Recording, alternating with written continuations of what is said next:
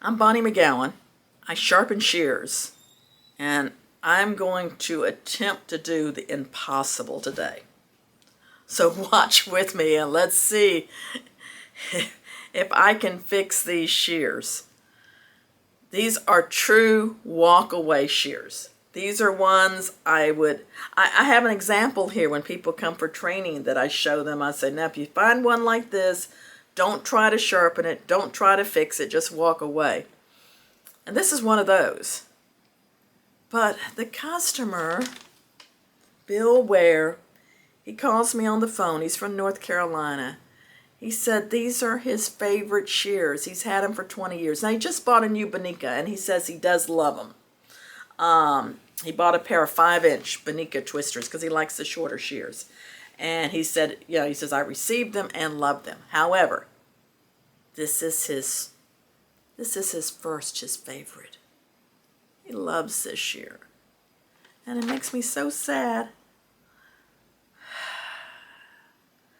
And he said, Bonnie, don't walk away from it. And I said, but I'm going to do major surgery on the shear. And it could be fatal. And I'll explain to you why it could have a good chance of being fatal. But he said, go ahead and attempt it anyway. So I may break this shear. I may not be able to restore it to health, but you're going to see some things I would only cover if you were getting into advanced sharpening. Now, I train people here in Atlanta at all levels, and beginners. Most of them are beginners. But I do have people come in who've been sharpening for a number of years, and this is kind of stuff we might get into. But in my opinion, this is hobby sharpening. This is just like you're wanting to prove to yourself how good a sharpener you are. It's not anything that's going to make you money. Because, frankly, nobody could pay me for the amount of money of the work I'm going to go into on this. So, let's start out with the problems on this, and then I'll show you how I hope to fix them. I don't know. We'll see. So, problem one. I know this shear. It's a Vortex. And it's a very brittle shear. I'm not going to be able to bend the blade. I will check the alignment on it in a minute when I take it apart. But I want to go through some other issues on it. Super pointy. But I want you to notice the ride line. Like there is no ride line until you get up here. But it's on the back. See, the ride line is on the back. It's shiny here, up to there, where it should be shiny on the cutting edge. And now that's why he says it only cuts at the tip. Same thing over here. This one's not as bad, but it's pretty close. And there's basically no ride line at the tip till you get up here. That ride line is the little shiny inside flat space where the two blades kind of come in together and cut into each other. They're sharp. That's not a problem. But the blades are not coming together and cutting. You can have like two knife blades, but if they don't touch, they're not going to cut. Let's just see what it does. He says the tip cuts, and it does. But back here, see? This is just really cheap paper. It doesn't cut at all. Another crazy thing about this shear. This is one of the few shears. This is the Vortex. And the screw can be put in on either side. And I actually have one of those shears here because I use it in my classes for show and tell. Because I do like to give it to the people that train. I say, is it a left-handed shear? Is it a right-handed shear? So that screw can be put on either side. I tell you what, if we break it today, because this is the exact same shear, it's just a little shorter. Well, the tips don't come together. Needs some work, but we break it today, we might, I don't know. This one has the same problem. as that one's just been over sharpened. You see how much metal's been taken off? And I have it in here as a shear you don't fix. Well, I've talked enough. I know some of y'all complain, quit talking, get into sharpening. So I'm going to show you a couple of things on this before I get into it. Oh, today's Bo's birthday. Today is my puppy dog's birthday. I used to bring him to the office all the time, but I can't do it anymore because he gets out the door and runs down the street and gets hit by cars. This bag has a lot of my supplies in it. There we go. You want to make sure that you put your screws in something you don't lose them. And also, if you ever had this shear to sharpen, make sure you notice whether the person is left-handed or right-handed, because you want to make sure you put the screw in. If they're right-handed, put the screw in on this side. If you're left-handed, put it in on that side, because they're holding it this way. But it's still a right-handed shear. It's just got the screw on the opposite side. 99.9% of the shears out there, you can only put the screw in one way, and that's the square peg into the round hole. This one is one of the exceptions to the rules, and there's always exception to every rule. So I'm going to take this apart, checking for my washer. Now these shears also have like a little Teflon ride in here. I don't do anything special with that Teflon ride as far as different than other shears. Just make sure that if I'm sharpening the inside on a Waterstone, which I will eventually, I'm going to have a lot of steps to go through before I get to that point, that I make sure that this area is on the Waterstone as well. So this is my bend mate, and this does bending the blades, bending the handles. I'm afraid to bend the blade or the handle on these. These are fairly brittle, it's been my experience. So I'm going to take my bend mate, kind of clean it up. I'm laying my shear here.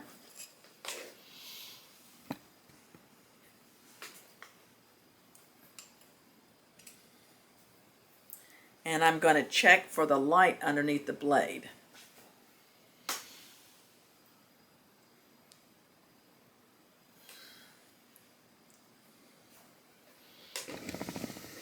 I don't know if you can see this with me. I lay the blade on here, and I'm squeezing, and I don't know if you can see in the video, but there's a lot of light right there. This is the worst of the two, and you see it's got the ride coming up the back. Well, this one does too. So here's what I'm going to attempt to do. I want to do, I want to take this little area right there off, and this off, so that now I can bring that whole shear down. So let's color that in so we know exactly what I want to remove.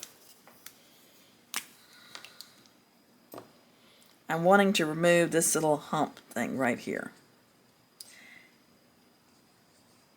And I don't want to be so close that I mess up the screw, where the screw goes in. So I want to take off that part. This is going to be removed. This area right here. So that when I do the ride line will come down, and I can have a nice ride line and it'll be flat. Sound like a plan? Sounds crazy to me. Now what am I going to use to remove that? Well, this is another use of your curve adapter. And I have this morning come in. Now this is a worn 240, 180 grit, I'm not sure. But anyway, this is a fresh grit. Really, really coarse. I'm going to put this on here. And then this is going on my Cymac. And this process should work on other flat hones as well. This is one of those things too, I think I'm going to wear a mask because I'm going to take off a lot of metal here. As I said, this is extreme sharpening. This is not for the beginner. And normally you would just walk away, sell him a new shear, which we've already sold him a new shear, but he said he's sentimental about this one. So the reason I'm using this is I don't want to take anything off of there. I just want to remove this metal right here. Now my curve adapter is a little wobbly because I always get the leftover stuff. If you get a new curve adapter, it's not going to be this wobbly. If you don't have the Cymec, you have like the Hyra 2, like the gentleman I talked about in the last video. We just send you the plastic curve adapter and you glue it onto your own metal plate because the hole is different. But this is, like I said, don't want to do this.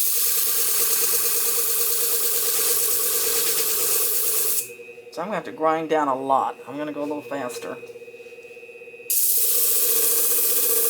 Oh, it's going faster than I thought.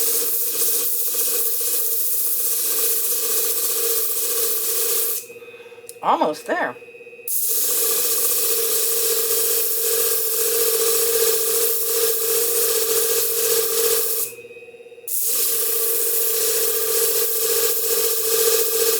Now it's getting a little warm. You can spray a little water on here. But you just, I don't know if you saw the smoke coming off. But there's no sparks flying. Now if you had a twice as sharp or some kind of a grinder, you could also do it on that grinder.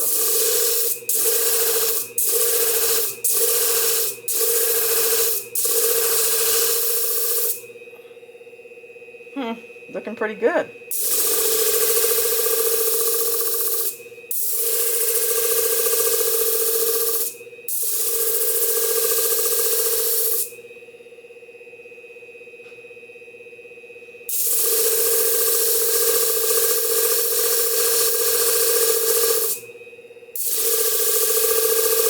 Now I want to stay away from the blade. I'm just working on that pivot area. It's getting a little warm.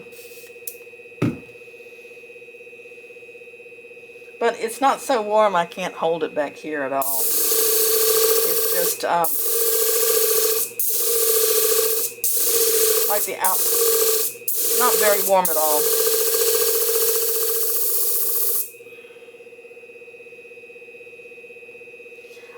I can actually, if I want to, go the other direction and kind of come in here a little bit too.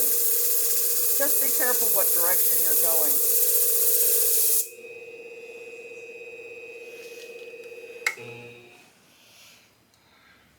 So can you see I've got that line pretty well straight. I think I can work with this. Let's fix the other one.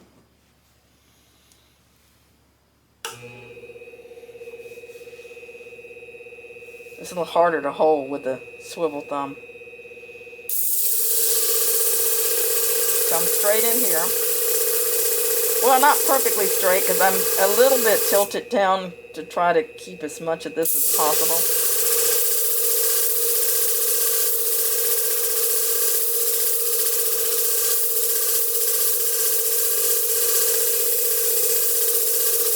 And I'm almost, if anything, I'm kind of almost convexing. I'm doing a little wobble so that I can blend it.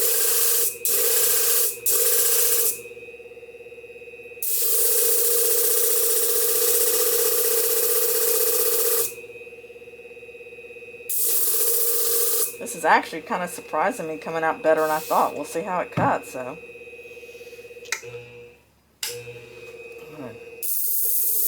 Other direction a little bit.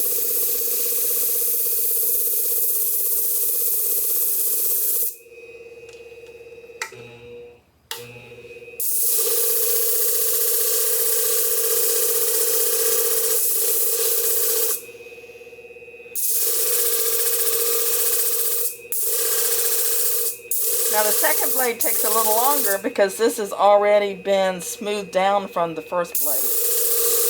So you may want to go a little faster, but don't go so fast that you can, that's dangerous. anytime you're not using a clamp and you're doing something like this freehand, it can be a little bit more, especially when I don't have a lot of handle to hold on to here.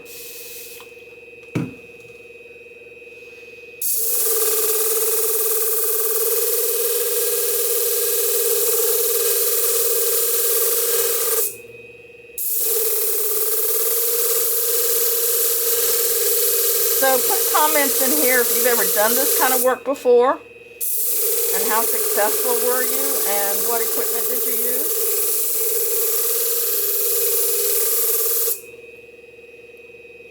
That looks downright ugly. Well, it doesn't look so bad on this side. I might want to take off a little bit more back in here.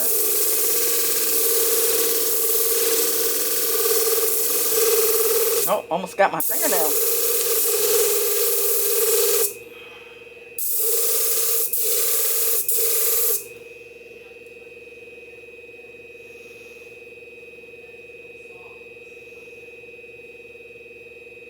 Little bit more. Not much.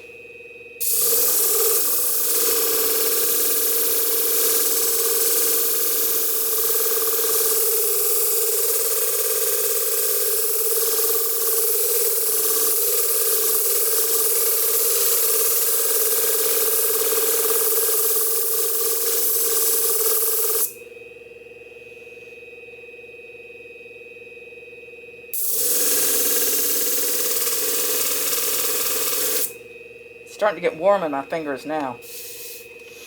Let's call that it.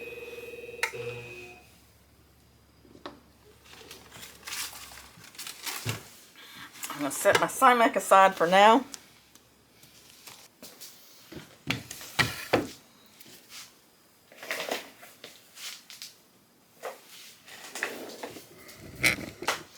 So this is a 1200 diamond hone. We don't have it on our website. It's a little aggressive, and so it kind of scares me to be selling this, because this would be only for an advanced person. If you need to contact me for information on where to get one of these, I can help you with that. I'm going to color in the ride area on these shears and see how close we get to creating a correct ride line. So this is my Simek edge marker. You can use any marker you want, but the this marker it stays on well enough to use it for checking, for doing edge work, but it wipes off pretty easy too. We've had other markers that like almost impossible to get off, especially when we get down here on this white stuff. I don't want red to be left on there. Now you can wet this if you like. It's don't leave it wet. Dry it afterwards because it will rust. I'm all the way up to the hilt. I've got my pressure over my pivot. And we haven't broken them yet. Lord, let us be able to fix these. So I'm going to start up here in the corner. Give it a good scrub, because I want to take off some of this metal down here.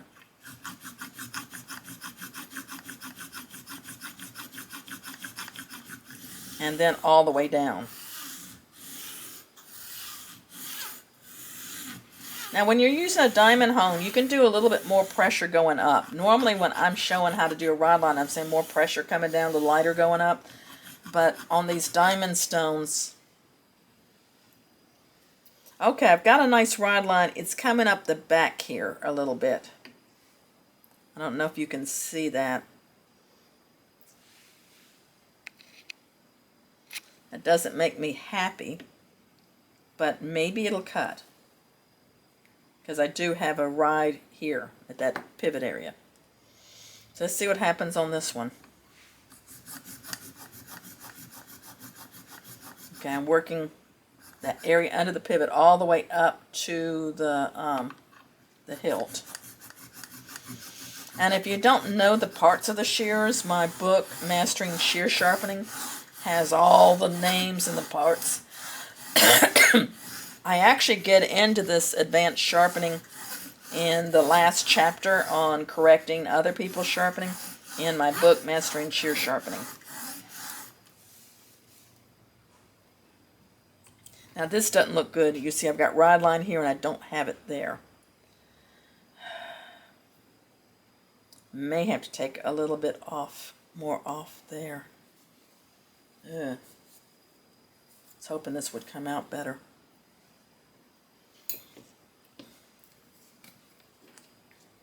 This may be a sharpening failure.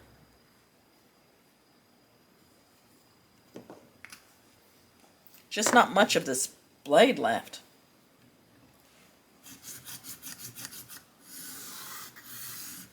And in tilting it more forward to get that ride line isn't going to help. That just means those edges won't come together.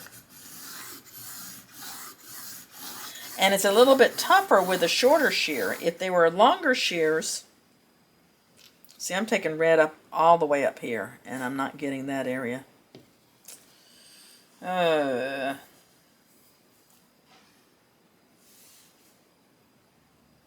going to leave this rough Rideline 1200 grit. Normally I'd go to something a little finer, maybe 2000 grit, but I think I'm going to leave it rough. Sometimes when shears are in bad shape, a little bit more bite or a little bit more roughness, a little bit blunter angle will cover up some of the sharpening problems on the shears. So, I mean, if you're having problems with getting the shear to cut because it's really old, like this one's 20 years old, and your best bet is to go down an angle and go coarser in grit, just from my experience. So let me get something.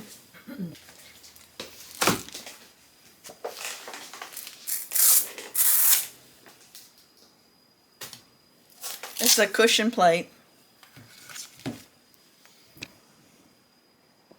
So this is my Simex flat home.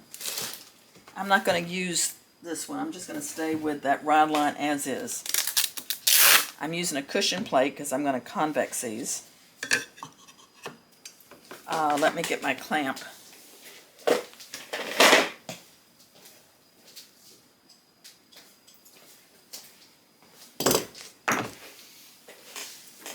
And normally I would set these shears, if they were in good shape, at 45. I'm going to set it at 40. As I said, I go down an angle. These felt like they were sharpened at 40 last time. He's just wanting them to cut. He's not going to be doing any slide cutting or any fancy cutting with them. He's got his new 5-inch Spinica twisters he's using for that. These we just want to get them to cut because for sentimental purposes. I don't like that ride line on the wrong side. We'll see. So I have variable speed. I'm going to turn it on because these are righty shears, even though you can put the screw in for the lefty. I'm coming in, landing, airplane landing, and rolling to the edge. And the burst should come up pretty quick just because I'm changing from 45 to 40. And it did. We're also going to need to round that tip off.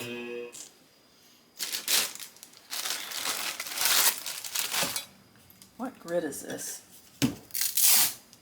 1000 grit with a fresh one.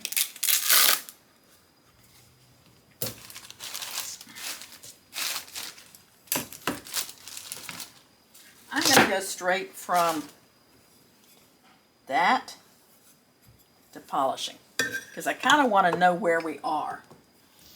Now on my polishing pad, this is felt.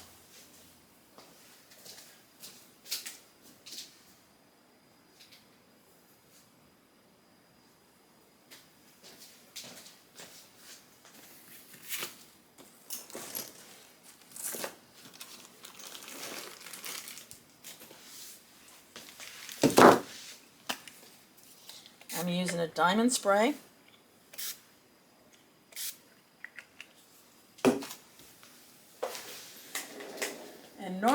using the white compound. This is the green, just because I don't know where I put the white. It's somewhere here. The white's more aggressive and would be better for this.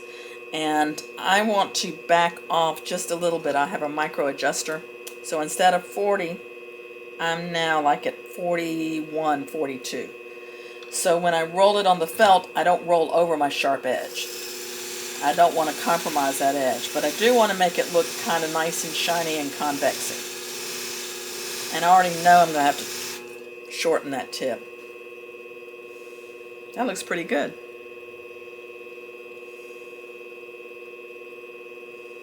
Still has a burr on the inside, which we haven't gotten rid of that.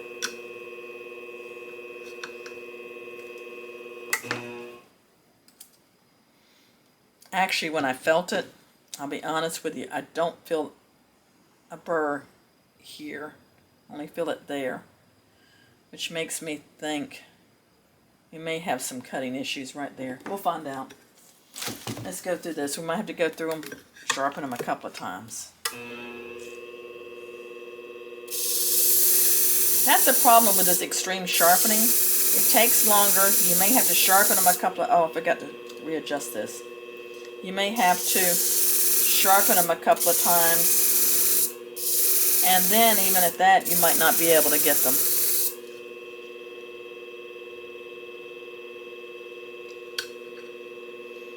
Now, I have told some of my stylists their shears had reached menopause. Hey, you guys, you can't say that to a woman. They'll be insulted. Because in many cultures, you don't talk about menopause. And then some women like me, menopause has been a good time of life. So, not saying I'm that old, but I am 70, so you can do the math. Now I adjusted my micro adjuster here, and I'm just rolling to the edge.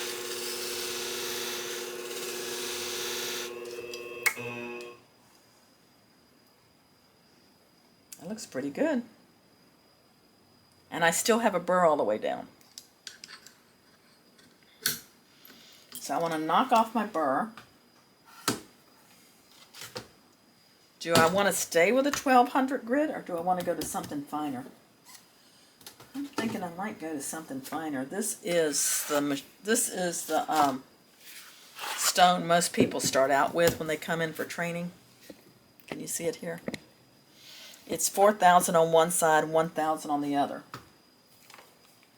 Which, if I hadn't had that diamond stone, I would have done that Rideline with the other side, that 1,000. But I want to just come in here and you see where I pull the burr off there? It was definitely more burr here than back there.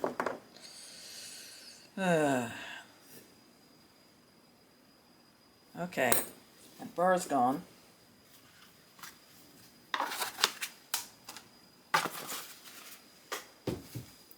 Now if I feel it with my cloth, there's a tiny burr to the outside, but not much. I'm going to go back and sort of just kiss it to the edge, just slow.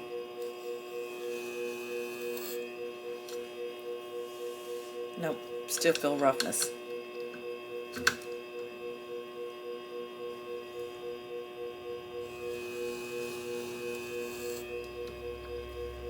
Seeing if it feels smooth. Feels smooth. Okay, that was it.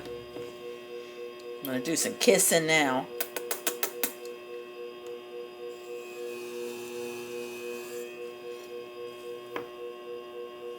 Feels smooth.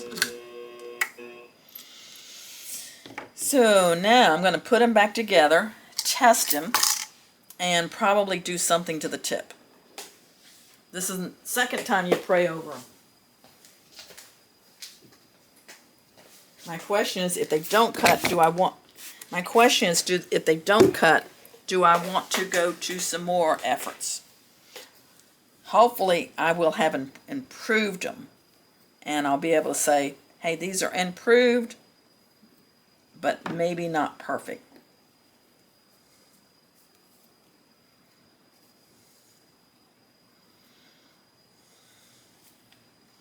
How much should I charge him for all this extra work? What do you think?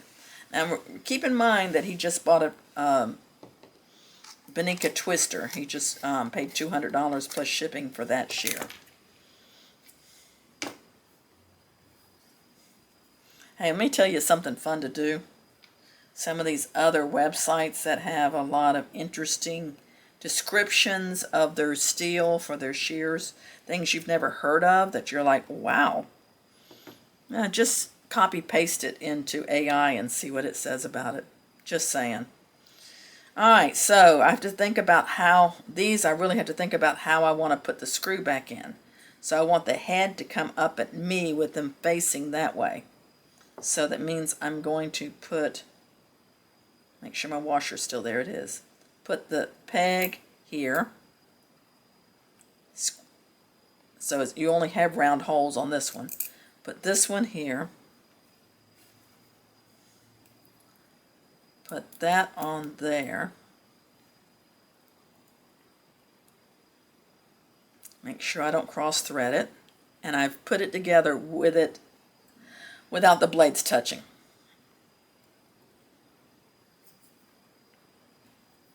And sometimes you might need an extra washer just because we've taken off so much metal at the pivot, but it feels okay to me. So I'm going to do my first cut. I'm going to double up my paper. Okay, now I'm going to check my adjustment. Oh, definitely too loose. I think I am going to have to put an extra washer in there because I've taken so much metal off underneath the pivot. Let's get another washer. It's always good to have a good supply of different size washers and parts.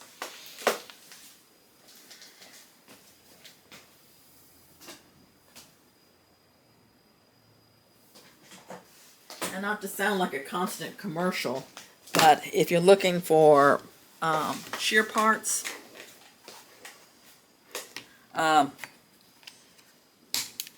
we sell a lot of these. We have Ricky gets to put them in little bags for us. Even has some of these bell washers. That might be the one I want. The bell washers have a little bit of thickness to them, sort of cupped. Might just replace this one with a bell washer because it looks like the size I need. That might be just right.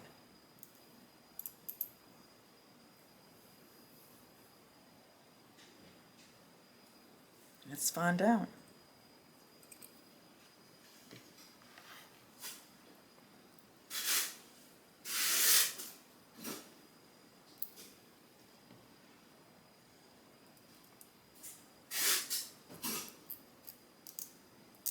Feels better. Yeah, I think that washer's going to be better. Do you remember before? Things didn't cut. If we can just get it to cut dry, cut hair, it's going to be good. This is that single ply, really cheap fillet tissue.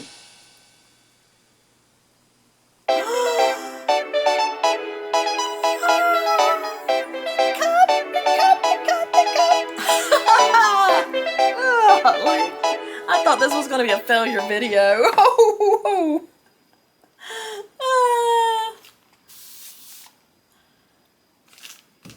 Hey, don't spoil it for anybody. Don't put in the comments, no need watching because Bonnie gets them fixed. No, you say, maybe she broke them. I'm cutting them. Look at that. They cut wet. They cut wet.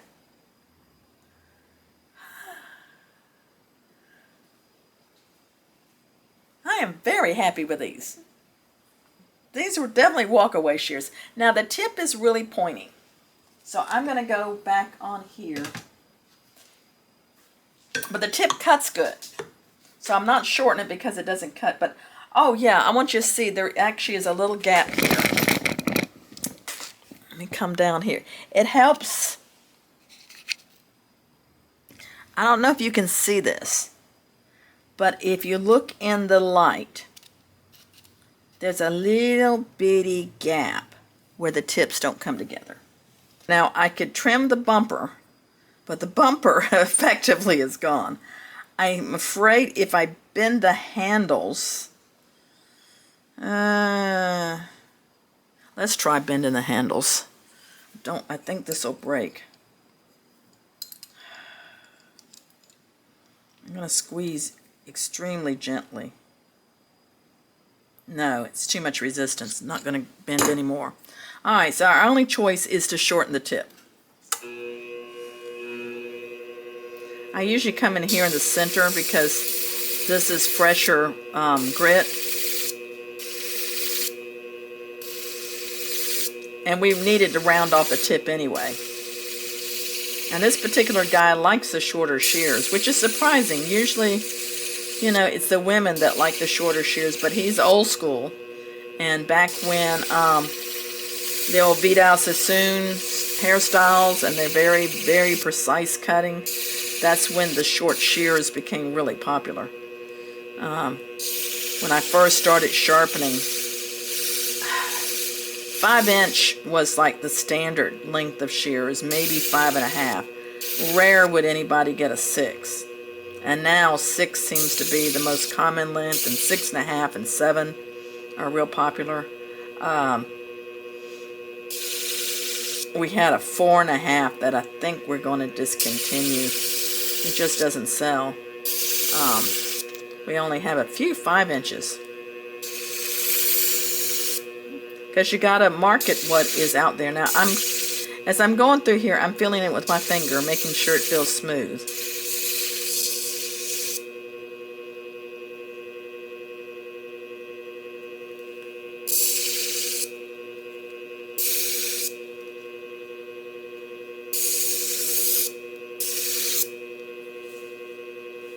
Okay.